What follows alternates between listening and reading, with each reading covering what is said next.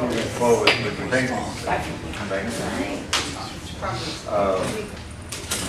Irrigation system and the well. I spoke with Susan Crossman today, and I believe it, Parker is the vendor that took care of that. What he did is he dug the well. Dug the well. But that's the extent of it. So he dug the well, it went down 100 feet. And they supplied the pump, but we have to put the plumbing or the piping out to the pond. And we have to bring the electrical from the little gatehouse there over. So that work needs to be done. Before I was dismissed 2 months ago, I was working on it and everything stopped. In the interim, they had brought in another contractor and gave a proposal to do all the work. It doesn't include permits and other things, but at a price of $6,500, which I think is a lot. So we're pulling BSA back in, and he's going to be giving me a price, our regular vendor. Right. And the contractor that they were using for a while wasn't too pleased with us anyway, and didn't want to deal with the association anymore. Parker submitted the bill 6 weeks ago for the work. Was he paid? No. Okay, well, that needs to be taken care of. Well, a lot of vendor bills, by the way, a lot of vendor bills were not paid over the last couple of months. And that's been a little difficult, and I'm keeping him working, telling him we're going to get that straightened out shortly and get everybody paid. So that's been, as you know, the last couple of weeks, that's been a little bit of a battle to reassure your vendors that they're going to get paid to keep working. Right. Okay, well, let's move on. Question?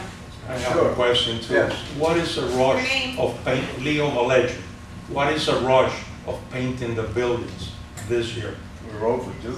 The buildings were painted. But it's like 9 years painting ago. an old car and you know that the car needs a transmission. You need the building. Or why are you going to paint if the buildings need repairs before you paint? Concrete restoration. It doesn't make any sense to you? There's going to be restoration. No. What's your question?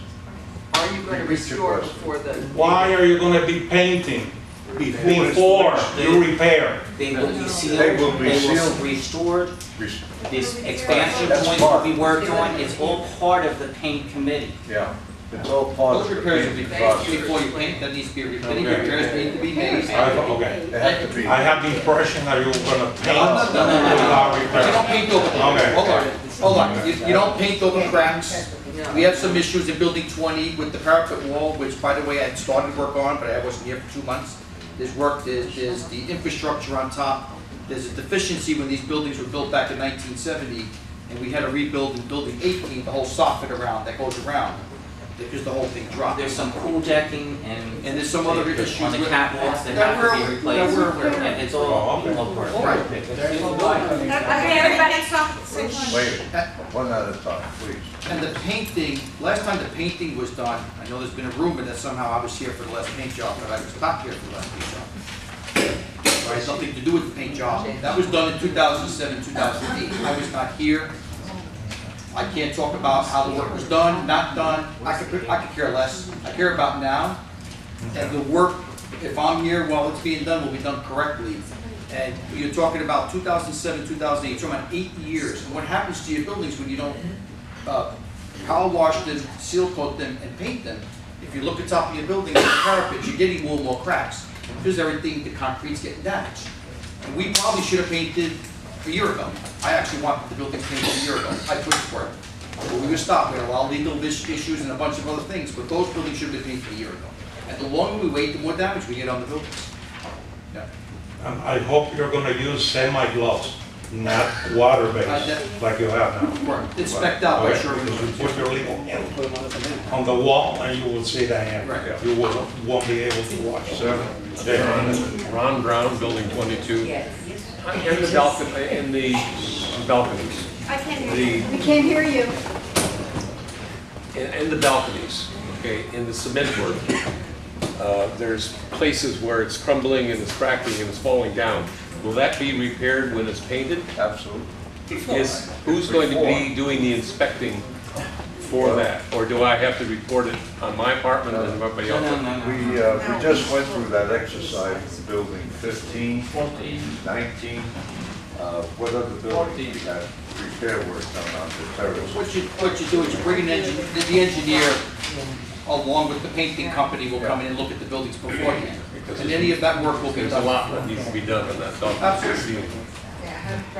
What building? 22. 22. Okay. And do we have that enough money on reserve Yes. to do that? Yes, we do. Okay. Plenty of money, Yeah, enough to cover the job. you know? Unless it goes through. You know? Well, they're gonna be driving Bentleys pretty soon. The way they're, huh? Except for your building. Yeah. They're making the money, not, Let's move on. we're paying, they're making the money. Legal updates. Okay, ready for the legal update, okay. What are we doing? Legal update. Let's see, where shall I start? There are so many pending actions. I obviously cannot speak about, specifically about what the board is going to be doing. We can't talk about legal strategies, we can't talk about conversations and whatnot, because that's all protected by the law. But I can tell you what's a public record to update you on what's been going on. There are, well, let's start with the big one. The biggest case pending was, as all of you know, on February 29th, we were here at a meeting that was very loud. And at that meeting, the board of directors voted to postpone the election. Somehow, some way, the postponement was valid. Somehow, some way, the management company, along with some other people, held their own meeting and they called it an election. The management company decided that they were going to give control over the association's $3 million and control over the association's accounts and assets and records to these people who declared themselves a board at a meeting that didn't exist. So they held their own meeting, so maybe they had their own meeting. But it would be akin to me having a meeting and deciding that I was now the head of your association. So anyway, at this point, the association's board of directors was advised by the property management company that they would not take any directive from the board of directors. The management, the board of directors immediately brought a legal action. It's called an injunction, and the association sought a permanent injunction as well as a preliminary injunction. The preliminary injunction was sought on an emergency basis. The court heard evidence for about, I would say it was a 9.5-hour day. The court heard testimony from all of these board members, from Robert Miller at M&M, from Peter Kretz, for hours. The court viewed videos, the court reviewed transcripts, and the court determined, after all of this, that the association, that M&M must take the directive of this board of directors. That the meeting, the annual meeting for valid reasons was postponed on February 29th. It has not been reset, and therefore, by operation of law, this board stays in place. So the court directed the M&M Property Management to take the directive of this board of directors.